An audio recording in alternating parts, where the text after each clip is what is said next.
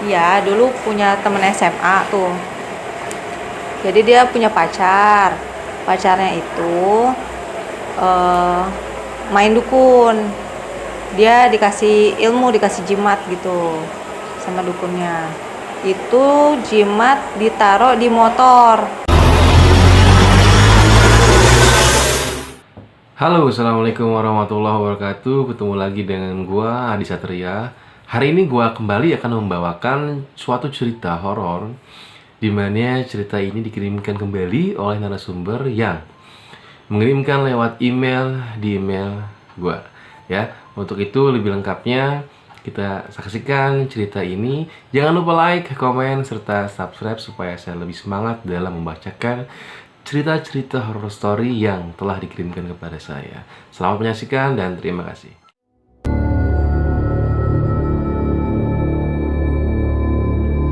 Kisah dimulai dari suatu pertemanan antara Nindi dan Nia. Mereka ini teman di salah satu sekolah, ya, dan sampai ke perkuliahan ketika itu. Nindi dan Nia berteman sangat dekat sekali. Ya, alhasil mereka pun saling mengerti antara yang satu dengan yang lain. Di tempat kuliah Nini dan Nia ini ada seorang laki-laki yang bernama Arya. Ia selalu memperhatikan Nindi. Nia pun tahu akan hal itu. Nia pun selalu memberikan peringatan ataupun nasihat kepada Nindi untuk hati-hati terhadap Arya tersebut, karena Nia memiliki pandangan ataupun suatu gambaran jelas bahwa Arya ini merupakan laki-laki yang menurut Nia tidak baik, dan Nindi selalu diingatkan oleh Nia untuk selalu hati-hati terhadap Arya. Nindi ketika itu diajak berbicara dengan Arya, dan benar saja Arya menembak Nindi ketika itu. Tetapi Nindi menolak untuk dijadikan suatu teman lebih dekat oleh Arya. Arya, dari yang diceritakan oleh Nindi kepada Nia, Arya sedikit agak kesal dan marah ketika itu. Tapi lagi-lagi Nia yang mendengarkan cerita Nindi, Nia selalu memberikan nasihat kepada Nindi. Nin, tenang aja, itu pilihan yang terbaik buat lu kok kalau menurut gua.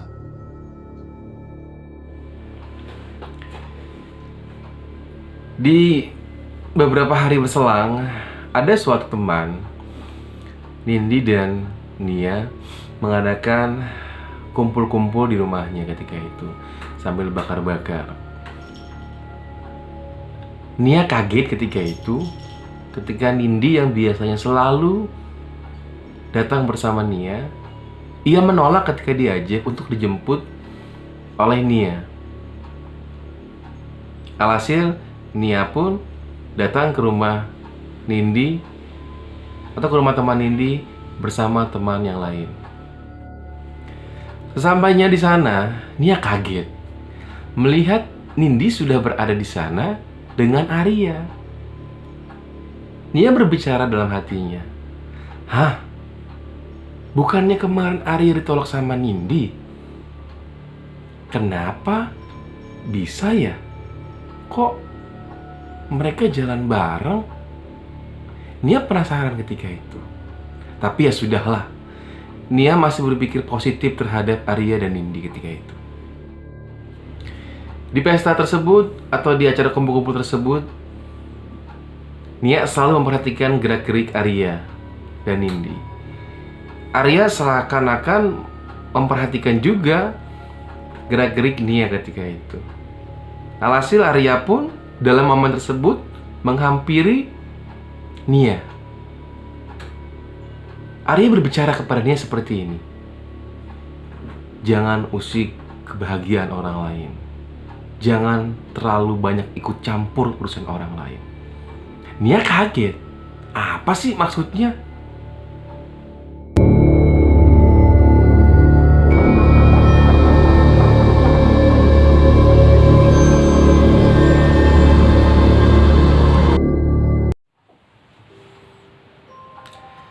Akhirnya Nia setelah acara tersebut pulang dengan temannya.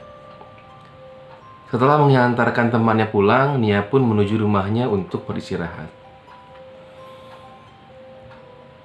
Setelah sampai di rumah, kurang lebih pukul jam 11 malam, Nia pun kaget ketika membuka rumah dan ingin menutup rumah. Nia melihat ada sosok pocong sedang berdiri di depan gerbang rumahnya. Nia pun langsung masuk ke rumah seraya mengucap, "Astagfirullahaladzim." Beberapa hari setelah itu, Nindi dan Arya semakin dekat dan semakin mesra ketika itu. Alhasil Nia seakan-akan diabaikan oleh Nindi. Mereka pun tidak pernah berkumpul bareng, belajar bersama, dan pergi shopping ataupun entah apapun itu berdua. Nindi merasa ada hal yang aneh lagi ketika melihat mereka sangat dekat, bahkan lengket sekali. Dalam suatu momen, ada suatu acara di kampus. Ketika itu, Nia mengajak Nindi untuk pergi bersama kembali ketika itu. Tapi lagi-lagi Nindi menolak dan memutuskan untuk pergi dengan Arya. Nindi, oh ya sudahlah. Di kampus, acara berjalan sangat-sangat lancar dan hikmat ketika itu suasana sangat ramai karena mengundang beberapa musisi yang datang ke sana untuk memeriahkan suatu acara tersebut.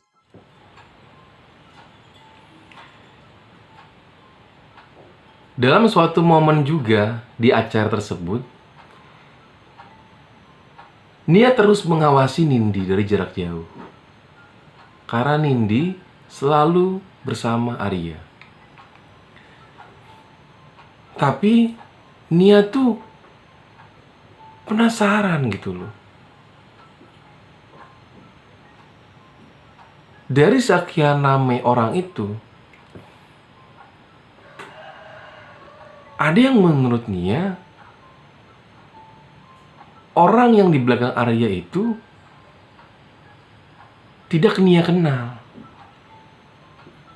Seorang bapak-bapak memakai jaket hitam, celana hitam,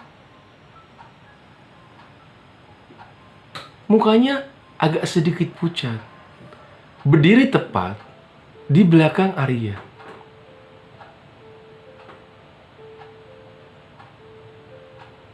Nia penasaran kan? Nia terus mengawasi. Ketika Nia terus melirik sosok tersebut, bapak-bapak ini menatap Nia. Nia kaget. Tatapannya itu seram sekali. Nia pun akhirnya menoleh matanya ke depan dan mengabaikan sosok tersebut. Tetapi Nia lagi-lagi penasaran. Ketika Nia melirik kembali sosok tersebut sudah tidak ada.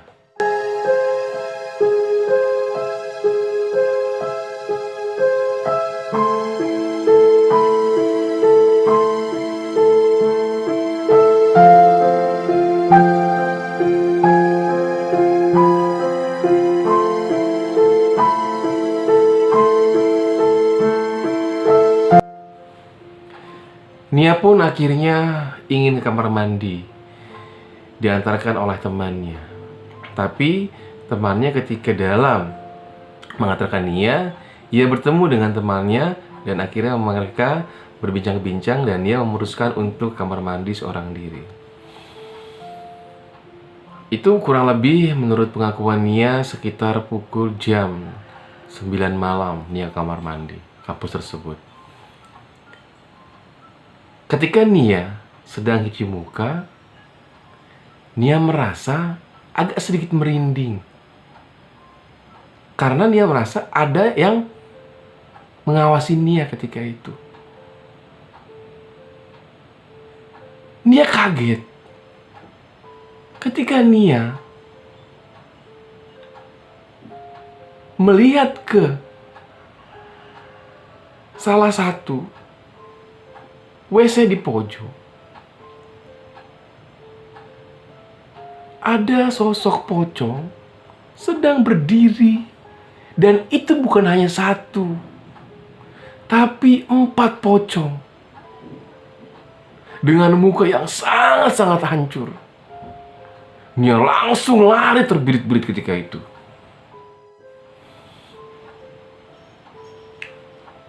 Nia pun akhirnya duduk lemas di kantin seorang diri. Nindi menghampiri Nia ketika itu.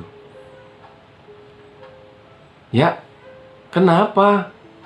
"Gak apa-apa, Nin," sahut Nia. "Mau beli minum gak?" "Ada kok minum. Gue pengen sendiri, Nin. Bisa tinggalin gue sendiri gak?" sahut Nia seperti itu. "Ya udah baik, nanti kalau ada apa-apa kabarin gue ya," sebut Nindi seperti itu. Akhirnya karena Nia ingin memutuskan untuk keluar sebentar ke warung di depan kampus, tapi Nia tidak bisa mengeluarkan mobilnya, dan alhasil Nia ke Nindi untuk meminjam motor Arya untuk membeli sesuatu di sana. Alhasil Arya pun meminjamkan motor kepada Nia ketika itu. Ketika Nia menaiki motor Arya, tampak terlihat normal. Alhasil dia ke warung dan membungkus makanannya dan ingin diletakkan makanannya di dalam box motor Arya. Ketika Nia membuka box motor tersebut, Nia penasaran. Nia melihat ada suatu bungkus plastik hitam yang Nia penasaran ingin membukanya. Alhasil Nia pun membuka ketika itu. Ketika dibuka, betapa kagetnya Nia. Di dalam plastik tersebut ada suatu semacam ritual. Ada kain kafan putih dan hal-hal yang negatif lainnya yang ada di sana. Dan ada foto Nindi di sana.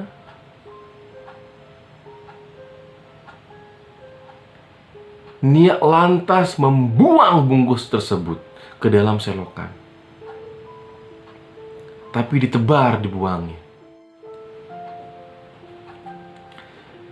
Ketika Nia mengembalikan motor Arya, Nia pun kaget melihat Arya dan Nindi sedang bertengkar ketika itu. "Ya, antar gue pulang yuk. Gue bingung. Gue kenapa bisa dekat sama si Arya ini? Dia meluk-meluk gue tadi sambil nonton konser." Nia pun kaget. Oh, apakah ini gara-gara plastik itu? Dalam hati Nia berbicara. Alhasil, Nia pun mengembalikan motor Arya tersebut. Dan Nia mengantar Nindi pulang ke rumah Nindi. Di perjalanan menuju rumah Nindi, Nindi bercerita kepada Nia. Nindi menceritakan segala sesuatunya kepada Nia. Nindi bertanya kepada Nia, "Kenapa sih gue bisa sama dia?" Alhasil, Nia pun menceritakan kejadian yang tadi Nia meminjam motor Arya. Nindi pun kaget dan menangis ketika itu. Selang beberapa hari di kampus ada selintingan kabar yang menyebutkan bahwa Arya sedang berada di rumah sakit karena ketika pulang sehabis acara kampus tersebut, Arya mengalami kecelakaan dan kakinya terkilir atau patah. Karena ketika itu Arya menabrak suatu pohon. Terima kasih untuk hari ini, tetap semangat. Dalam pesan ini yang ingin saya sampaikan adalah menjadi diri sendiri itu lebih baik daripada menjadi diri orang lain.